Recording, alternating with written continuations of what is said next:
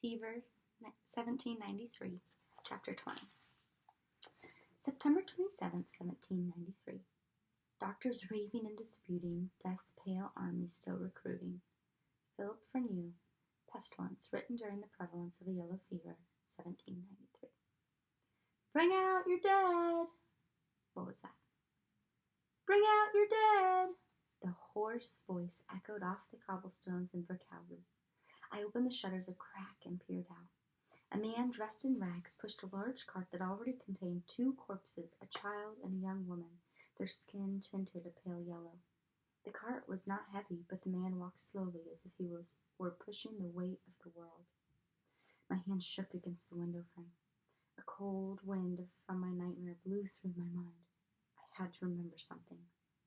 Bring out your dead! Grandfather. I whirled. His body still lay on the floor. My stomach clenched. I ran outside and threw up what little was in my stomach on the side of the road. It wasn't a nightmare. It truly happened, all of it. The sour taste burned in my mouth and my hands would not stop shaking. There could be no running from this. Hiding from death was not like hiding from Mother when she wanted me to scrub kettles or ignoring Silas once he begged for food. I was the only one left. I had to bury my grandfather, and soon. Hot weather was most unkind to the dead, and that was made painfully clear up at Bush Hill. I bit the inside of my cheek to stop the flow of tears. Crying wouldn't help anything. My duty was clear. I understood why the cartman walked so slowly. Death was a heavy companion. I wiped my mouth on the hem of my dress. The cart turned down 7th Street and headed south. I ran to catch up with it. A few minutes later, Grandfather's body was loaded into the death cart. When the man realized I would follow him to the park, he treated Grandfather's body with respect. He gave me time to dash upstairs and find Grandmother's portrait. Grandfather had looked upon her face every night before he fell asleep. I tucked it underneath his arm as he lay in the cart. It pained me that he could not be buried next to her in the churchyard. I hoped that taking her image to the grave with him would be a comfort. I nodded to the man. He struggled to push the cart. Grandfather's weight made it hard to manage. I tapped him on the shoulder. He looked me up and down once, then moved to the side. I grasped one of the cart handles with both hands. We both heaved and the wheels rolled. Together, we pushed the cart to the burial ground. The funeral procession for Captain William Farnsworth Cook should have been loud and long, crowded with friends exchanging memories of the grand old man. But the streets were ghosted, colorless, and hushed. His casket should have been pulled by a fine white horse, not pushed by a girl and a stranger.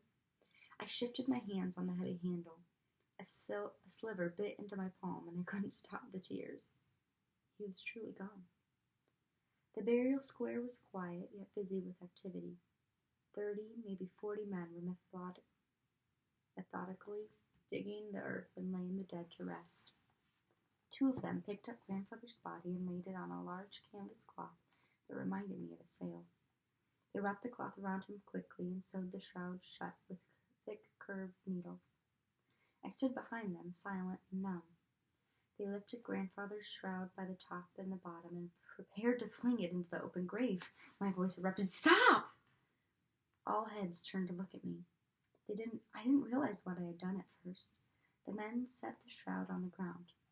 "You can't just toss him in there like a sack of potatoes," I said. "Where's the minister? You're not supposed to bury people without prayers." The men looked at each other. The one who stood at Grandfather's feet spoke softly. "The minister will come by later today and pray for all the dead, miss. There are so many people alive who need tending to. The dead have to wait their turn. I'm sure God will understand. Now please, miss, let us get on with this work." He bent over to pick up the shroud. "Put him down," I said. The men ignored me. A spiteful voice hissed in my head. "Shut up, Maddie," the voice said. "You're a silly child. You have no business ordering these men around. Stop interfering and get out. This is no place for you. Get your sniveling self to the orphan house where they'll feed you and dry your tears." My head throbbed to the rhythm of the shovels biting into the earth. My hands decided what to do without consulting the rest of my body. I shoved the man who spoke me, shoved him so hard he nearly toppled into the grave. He scrambled to his feet, protesting. I ran up to him and clenched the front of his shirt in my blistered hands. "This was a great man. Captain William Farnsworth Cook of the Pennsylvania 5th Regiment. He was my grandfather. You will not bury him without a prayer. I spoke slowly, with iron force behind every word. The lass is right, said the man who pushed the cart. It was the first time he had spoken. He took a slim book from his pocket and offered it to me. Can you read?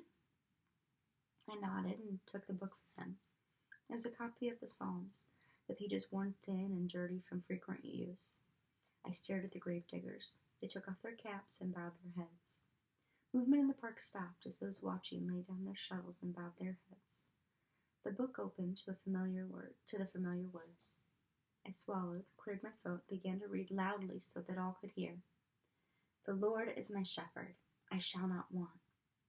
The men around me moved their lips and then gave voices. Our voices rose together as one, proclaiming faith, joining in grief. At the end of the reading, some crossed themselves, others wiped their eyes. I stood straight and tall. Thank you. I handed the book back and walked away. There was nothing more for me to do. My feet moved, taking me up one street and down the next. I didn't see another person for blocks, not even a grave digger or a physician. The sound of my shoes tapping across the cobblestones echoed down the street like a latecomer sneaking into church. I walked past the homes of people acquainted with my family. They were all deserted. My shift darkened with sweat. Surely I wasn't the only person left in Philadelphia. My mind whirled. What to do? What to do? I should find a way to the Livingtons. No, that would be impossible. I should go to the orphan house. They would take me in. The compass spun wildly. No, I could care for myself. I was not a child. Bush Hill. Mrs. Flagg would see that I was fed and I could help care for the sick. But the memories of that place were filled with the sound of grandfather's voice and the rumble of his laughter. Don't borrow trouble. That's what Eliza would say. Don't borrow trouble. I'd go to the market for some food. Then I'd hole up in a home and wait for the frost. No one had a duty to me, and I had no claim on anyone else. But it mattered not. I would see my way through. My stomach took control. The first thing was to find a meal. I felt faint and queasy. I stood in the shade of a linden tree, then set out the short distance to the market. My steps slowed as I approached the market. No noises greeted me. I checked my bearings twice to make sure I had not taken a wrong turn. It was empty. A hot wind blew trash and dirt through the abandoned stalls. It looked like an enormous broom had swept away all the people. I thought of what Mrs. Bowles had said. Was the fever really keeping the farmers away? But how could city people eat if the market closed? Out of the corner of my eye, I saw a dark mass near an overturned basket. It could be potatoes or carrots. I picked up my skirts and hurried over to investigate. Rats. Shiny, slippery rats, fat and fast, poured in and out of the basket, twitching their noses and flicking their tails. I had never seen rats so far away from the river. Where were the dogs, the cats that kept them away? And what would I do now? How was I going to eat? A chest of gold wouldn't buy food anywhere here today. A coughing fit overtook me, and I felt faint. I stumbled into Mrs. Epler's stall and sat in the stray white feathers that littered the ground. Now what? Take inventory, check the pack and powder. I was alone. Grandfather was dead and Mother was missing. I had survived the fever, but I still felt weak. There was little food in the garden and no food to buy. Thieves and scoundrels prowled the streets. My pack was empty and my powder wet. I had no choice but to walk home, where I could at least lock the doors. When I came upon the open windows of the Federal Gazette office, it was a shock. A horse was tethered by the door. I stumbled through the door, eager for a friendly face. Can I help you? It's me, Mr. Brown, William Cook's granddaughter. The printer looked up from his desk. The dark circles under his eyes and lines of worry across his brow made him look as if he had aged years in the course of a month. What do you need, Matilda? I have no time for social calls today. I hesitated. What could Mr. Brown do? I couldn't work a press. He couldn't bring grandfather back from the grave. Please, sir, I said, I would like to place an advertisement in your newspaper. I'm searching for my mother. She's gone. Mr. Brown pulled a stained kerchief out of his trouser pocket and rubbed it over his face and neck. Matilda, there's nothing I'd rather do than run an advertisement for your mother. But look at you. He spread his arms to take in the shop.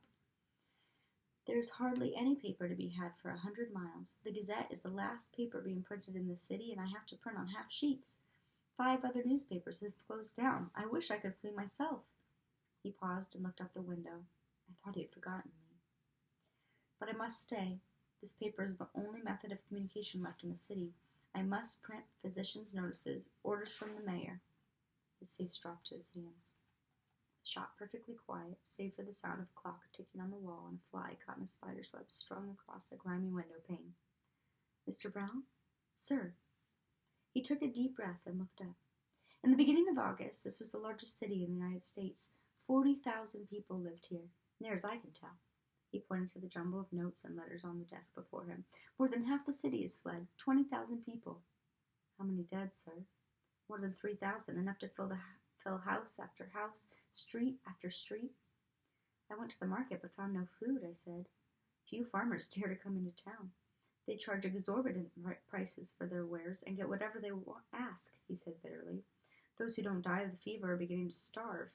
You've seen the rats?" I nodded. "The rats thrive. I should write that." He dipped a quill into the ink pot and scribbled a note. "The only creatures to benefit from this pestilence are the rats. Go home, Matilda. Take my regards to your grandfather, but tell him he must lock all the doors and pray for frost." I started to tell him what had happened, but a man burst through the door, waving a letter and shouting. Mr. Brown shooed me from his shop with a wave of his hand. No matter. Telling him wouldn't bring grandfather back, and it was clear he couldn't help me. I turned the corner and found myself in front of Mr. Warner's hat shop. Mrs. Warner knew my mother a bit. Perhaps they would let me stay a day or two, or share some bread. But the hattery was locked up tight. I couldn't even peek inside through the shutters. No sign of the Warner family. "Hey there, you! Girlie, by the Hatters!" A sharp-eyed woman holding a cloth over her face crossed the street. She was older than Mother, with white wisps of hair escaping a dirty mop cap. Her dress was faded, her eyes narrowed, watching me with suspicion. She stopped a few paces away from me, her cane slightly raised. "What business do you have here? Off with you!" the woman shouted. "I mean no harm," I explained. My nose wrinkled at the smell of vinegar coming from the woman. "Do you know where the Warners are?" The woman stepped backward. "What is your business here?" she demanded. "I'm looking for a friend." The woman considered me for a moment. "They left for Chester in the dark of night. Warner has kin there." There was horrible screaming and carrying on. The youngest girl fell ill after an apprentice died. She spat the word like a wormy seed. "They threw out the body on the way. And you, do you carry this evil blot on your soul as well?" "I fell ill, but recovered in the Bush Hill Hospital." "Get back! Stay away from me!" the woman shrieked as she raised her cane higher. "Leave before I call my man! No fever victims here!" She brought the cane down across my back. The blow sent me face first into the dirt. "Leave!" the woman screamed. I fought my way to my feet before the cane crashed downward again. I ran blindly, ignoring the pain in my throat and the ache in my side. The sun blazed overhead. I lost my way. The cut on my foot started to bleed again. I walked and walked, trying not to remember or feel. I wandered up one street and down the next. The printer's words haunted me. Thousands dead. I saw grandfather's empty eyes. No food. I saw Mother order me to leave her. No hope. I passed people weeping in doorways and did not stop. I heard the death carts rattling on the street and did not look up. The breeze picked up, pushing me eastward toward the docks, east toward the water, away from the sun. I could see the tops of ships' masts peeking over the rooftops like trees in the dead of winter. The sodden wharf planks moaned as the tide pulled the river water toward the open sea. My mind floated with dark thoughts. What did it feel like to die? Was it a peaceful sleep? Some thought it was full of either trumpet-blowing angels or angry devils. Perhaps I was already dead. I shook my head. Nonsense. Foolish nonsense. I was being weak and foolish. There was no point in wandering like a lost puppy. I needed to get home and sleep. Grandfather would not be proud if he saw me acting so spineless. I need to captain myself. My foot scuffed something. I looked down to keep from tripping. A china-faced doll wearing a satin dress lay by the curb, her head shattered, her dress coated with dirt. A few steps away, an abandoned satchel, still packed with clean shirts, lay open. I picked up the broken doll and heard a whimpering sound coming from an open doorway. I put my head through the door and waited for my eyes to adjust to the gloom. A small child cowered in the corner, her blonde hair loose and tangled, her feet bare and black with dirt. She was sucking her thumb and keening to herself. I held out the doll to her. "Is this yours?" I asked.